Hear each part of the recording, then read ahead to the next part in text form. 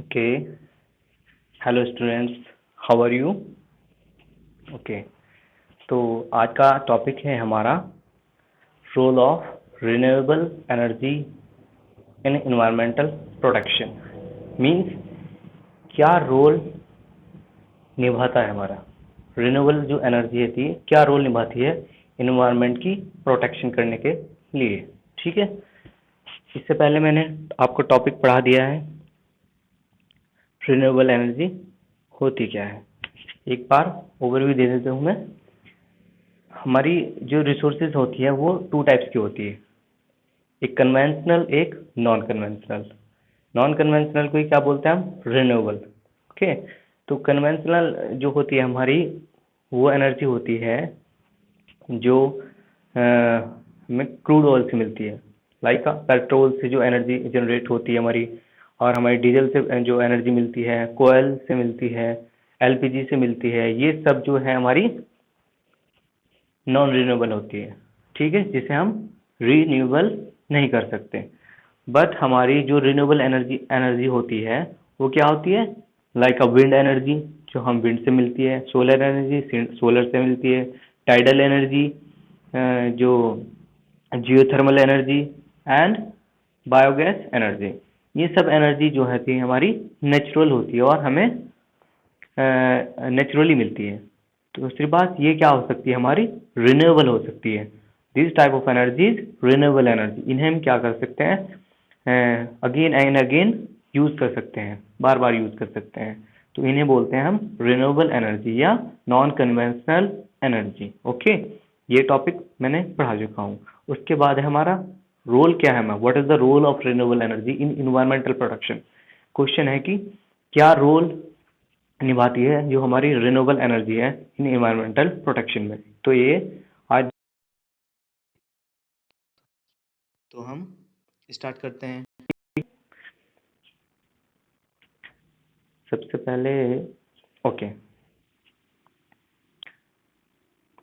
Renewable energy used by many Nations. Renewable energy को बहुत सारे नेशंस यूज करते हैं। कौन कौन सी होती है renewable energy? Solar energy, wind energy, tidal energy, geothermal energy etcetera. ये मैंने सब पढ़ा दिए कि कौन सी एनर्जी क्या होती है। उसके बाद है reason behind the renewable energy resources use is lesser effect. क्या रीजन है कि हम रिन्यूएबल एनर्जी को ही यूज कर रहे हैं? इसके पीछे एक रीजन है। क्या रीजन है? Lesser effect on the environmental. क्या करती है? लेस इफेक्ट डालती है environment and curbing the release of toxic gases. जो होती है टॉक्सिक जो गैसेज होती है उसे रोक के रखती है। Here are few important steps that depict their role in saving the environment. कुछ इम्पोर्टेंट रोल निभाती है ये इन्वायरमेंट को सेविंग करने के लिए, जो हम अब पढ़ेंगे। ठीक है, तो हमारी क्या है? नॉन रिन्यूएबल एनर्जी क्या है? लेसर इफेक्ट डालती है हमारी, तो इसलिए हम उसके जो पॉइंट्स हैं वो डिस्कस करेंगे। ठीक है, फर्स्ट जो हमारा पॉइंट है वो क्या है? No damage to environment while extracting. जब हम इसे एनर्जी को एक्सट्रैक्ट करते हैं कहाँ से? अर्थ से, तो हमारा कोई डैमेज नहीं करते। सॉरी, अर्थ से नहीं, हम रिसोर्स से, जिस भी रिसोर्स से हम एनर्जी को एक्सट्रैक्ट करते हैं, तो उसकी वजह से हमारा कोई इन्वायरमेंट पे इफेक्ट नहीं पड़ते। एक्सट्रैक्ट मीन्स कैसे लेते हैं हम? लाइक विंड एनर्जी है तो हमारी विंड से लेंगे, सोलर एनर्जी तो हम सोलर की लेंगे, और जो टाइडल एनर्जी है वो हम जो हमारी ओशन के अंदर जो लहरें होती है उनकी वजह से जो जनरेट होती है एनर्जी, उसे हम बोलते हैं टाइडल एनर्जी। ठीक है, तो ये सब एनर्जी जहाँ से जनरेट होती है तो उसकी वजह से हमें क्या इफेक्ट पड़ रहा है, ठीक है, इन्वायरमेंट पे, वो हम डिस्कस करने वाले हैं। तो क्या है? No damage to environment while extracting. जब इन्हें एक्सट्रैक्ट करते हैं तो कोई भी डैमेज या कोई भी इफेक्ट इन्वायरमेंट पे नहीं करती। ओके, क्या है? Most of the energy resources used for power generation is extracted from the core of the earth. Mostly जो एनर्जी रिसोर्स सोर्सेज हमारे पावर जनरेशन है वो कहाँ से एक्सट्रैक्ट करते हैं हम? अर्थ की कोर से। This include oil, natural gas, कोयल। जो हमारी ऑयल हो गया, नेचुरल गैसेज होगी, डीजल, पेट्रोल, कोयल, ये सब कहाँ से निकलते हैं? अर्थ के कोर से। Huge amount of these resources are extracted and it need more exploitation of the mother earth. Means जो हमारी धरती माँ है उसे क्या है, ह्यूज अमाउंट रिसोर्सेज जो होते हैं एक्सट्रैक्ट करते हैं हम उससे, ठीक है, अर्थ से। तो these lead to increase in expenses because of constant drilling. और इन जब हम टाइप की एनर्जी को एक्सट्रैक्ट करते हैं अर्थ के कोर से, तो इससे क्या होता है, हमारी जो हमारी एक्सपेंसेस होते हैं वो भी बढ़ जाते हैं। क्यों? क्योंकि हम इसे ड्रिलिंग करते हैं, ड्रिलिंग कंटिन्यू करना पड़ता है हमें, उसकी वजह से हमारे एक्सपेंसेस बढ़ जाते हैं, ठीक है। This result in the release of toxic gases, और इसके रिजल्ट में हमारे क्या होता है, हमारी टॉक्सिक गैसेज जो जहरीले हमारी गैसेज हैं वो भी क्या होती है, प्रोड्यूस होती है और वो भी निकलती है। तो वो क्या करती है, हमारी एटमॉस्फेयर को डैमेज करती है और एटमॉस्फेयर को इफेक्ट डालती है, जिससे हमारा जो नेचुरल इन्वायरमेंट है वो क्या होता है, हमारा डिस्टर्ब होता है। तो जो हमारी कन्वेंशनल एनर्जी सोर्सेज है लाइक ऑयल, नेचुरल गैसेज, कोल, ये सब क्या होती है, हमारी इफेक्ट डालती है एटमॉस्फेयर पे, ठीक है। However, on the other hand, the renewable energy resources are easily obtained and they do not release any harmful gases.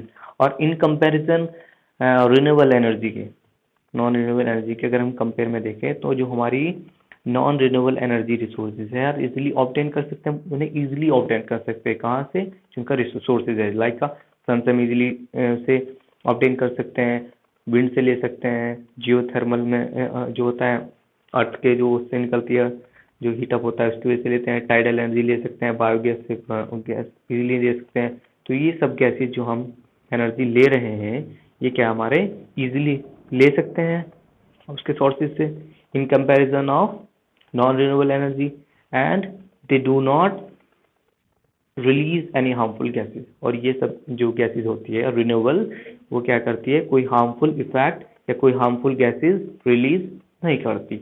सो ये क्या होती है, हमारी बेनिफिशियल होती है हमारे लिए, हमारी इन्वायरमेंट को इफेक्ट नहीं डालती, ठीक है। Next topic, sorry next point क्या है हमारा, reduction in carbon emission. Reduction in carbon emission means, reduction in carbon emission means जो हमारा कार्बन में एमिट हो रहा है तो उसकी वजह से हमारा रिडक्शन होगा, किसमें, renewable energy sources. The uses of renewable energy resources as the wind and solar energy curbs the release of carbon dioxide in the air.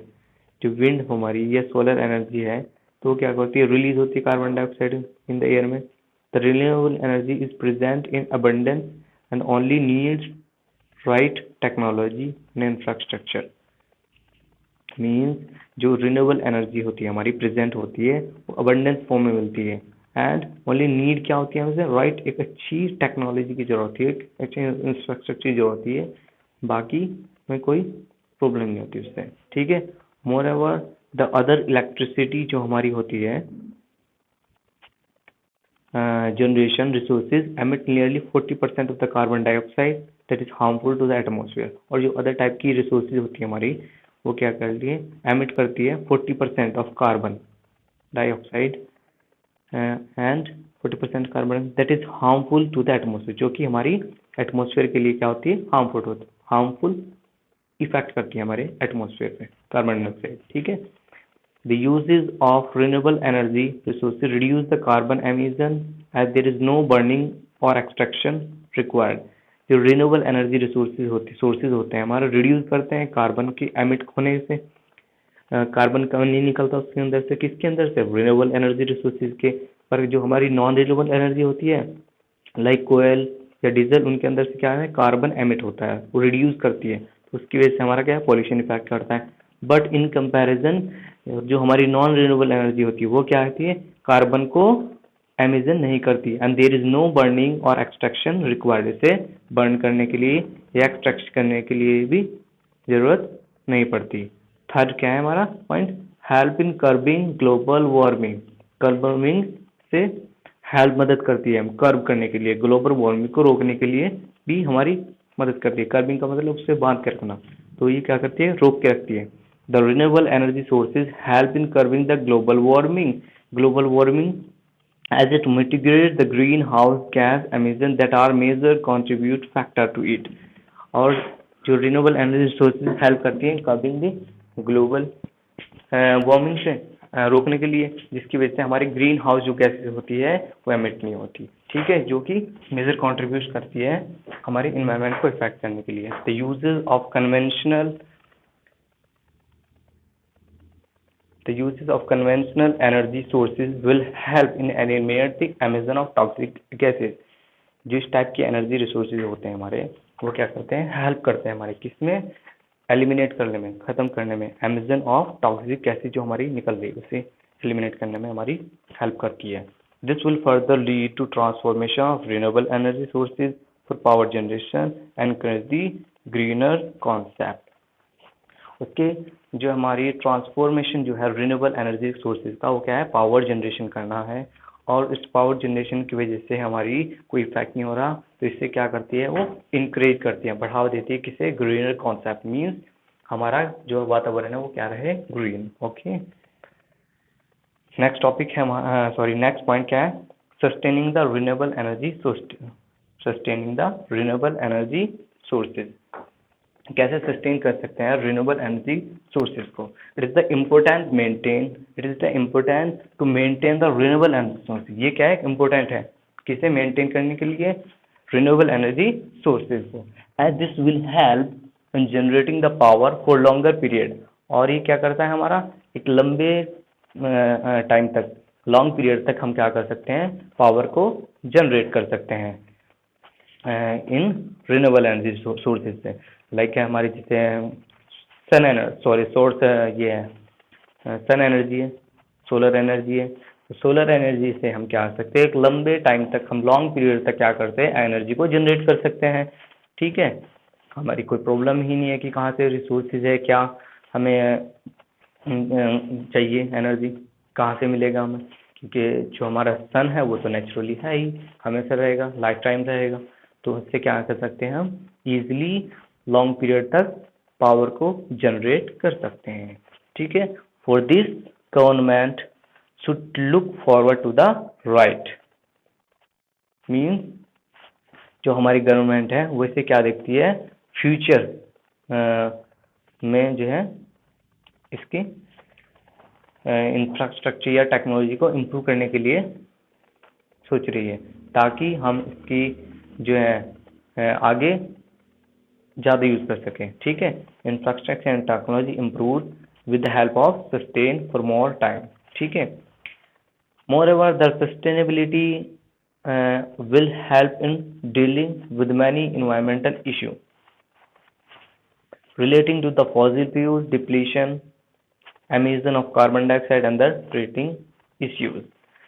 जबकि जो हम उसके साथ डील करते थे, जो हमारी नॉन कन्वेंशनल एनर्जी रिसोर्सेज थी, लाइक जो फ्यूल, डीजल, पेट्रोल वाली जो हमारी एनर्जी थी, उसमें हम जब डील करते थे उसके साथ, तो उसके साथ एक प्रॉब्लम थी, उससे क्या होता था, हमारा फॉसिल फ्यूल डिप्लीशन होता था, एमिशन होती थी, क्या, कार्बन डाइऑक्साइड बाहर निकलता था।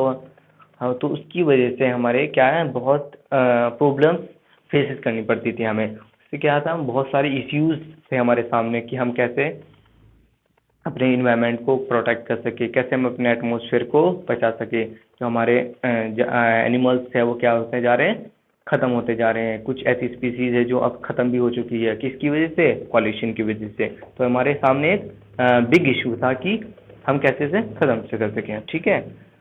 तो हम अगर नॉन रिन्यूएबल रिसोर्सेज को यूज़ करेंगे तो ये सब फेसेस नहीं करनी पड़ेगी। Next point is decrease the adverse environment impact. ये क्या करता है, हमारा जो इन्वायरमेंट पे इम्पैक्ट हो रहा, जो इफेक्ट हो रहा, वो क्या करता है, डिक्रीज हो जाता है। किसमें, नॉन रिन्यूएबल अगर हम सोर्सेज यूज करेंगे। The increase uses of the renewable energy sources will help in decrease the unfavourable environment. जो हमारी नॉन रिन्यूएबल एनर्जी है, अगर उससे हम रिसोर्सेज को यूज़ करेंगे तो वो क्या करेगी, हमारी हेल्प करती है डिक्रीज करने में फेवरेबल इन्वायरमेंट। जो हम जिस टाइप का इन्वायरमेंट चाहते हैं उस टाइप का इन्वायरमेंट बनाने में हमारा हेल्प करती है। They are clean source of energy. ये किस टाइप की एनर्जी होती है, clean source of energy that help in reduction of residual waste. दूसरी जो हमारा जो लाइक कोयल एनर्जी जिससे हम प्रोड्यूस होती है, जैसे हमें कोयल एनर्जी से हमें एनर्जी मिल रही है, तो जो बाद में हम कोयल एनर्जी से जो एनर्जी मिलने के बाद कुछ रेजिड्यू बच जाता है जो राख की फॉर्म में, ठीक है। तो वो क्या, हमारी रेजिड्यू वेस्ट जो होता है वो हमारे इफेक्ट करता है, वो इन्वायरमेंट में पॉल्यूशन क्रिएट करता है। उसकी वजह से तो हो ही रहा, हमारी केसेस की वजह से रेजिडुअल वेस्ट है उससे भी हमें पॉल्यूशन इफेक्ट है। पर हम नॉन रिन्यूएबल एनर्जी रिसोर्सेज क्या, हमारी क्लीन सोर्सेज ऑफ एनर्जी, इसमें हमारा कोई रेजिडुअल वेस्ट नहीं बचा। तो अगर हम सोलर एनर्जी को यूज करें तो हमारी सोलर एनर्जी में कोई रेजिडुअल वेस्ट तो नहीं बचा। विंड एनर्जी यूज करते उसमें कोई रेजिडुअल वेस्ट नहीं बचा। तो ये क्या है, टाइप की क्लीन सोर्स ऑफ एनर्जी है, ठीक है। This further help in keeping the atmosphere green. ये क्या करती है, हमारी हेल्प करती है, किस टाइप में हेल्प करती है, हमारी एटमोसफेयर को ग्रीन रखने में। And drop the rate of carbon footprint, और जो हमारी कार्बन डाइऑक्साइड में जो कार्बन की क्वांटिटी है उससे रेट को कम करने में हेल्प करती है। क्योंकि कार्बन डाइऑक्साइड की अगर हमारी एटमॉस्फेयर में क्वांटिटी कम होगी, और जैसे लाइक ये NO2 SO2 ये सब गैसेज जो होती है हमारी क्या करती है, इन्वायरमेंट को इफेक्ट करती है। अगर इनकी क्वांटिटी हमारे एटमॉस्फेयर में कम होगी तो हमारी क्या होगा, एटमॉस्फेयर क्लीन रहेगा और हार्मफुल इफेक्ट नहीं डाल पाएगा हमारी बॉडी पे, ठीक है। This has to lead the countries to rethink about the use of renewable energy resources. तो हमारी जो मोस्टली जो कंट्रीज है हमारी वो क्या कर रही है, इसके बारे में रिन्यूएबल एनर्जी रिसोर्स की ज़्यादा से ज़्यादा सोच रही है कि इसे यूज किया जाए, और जो हमारी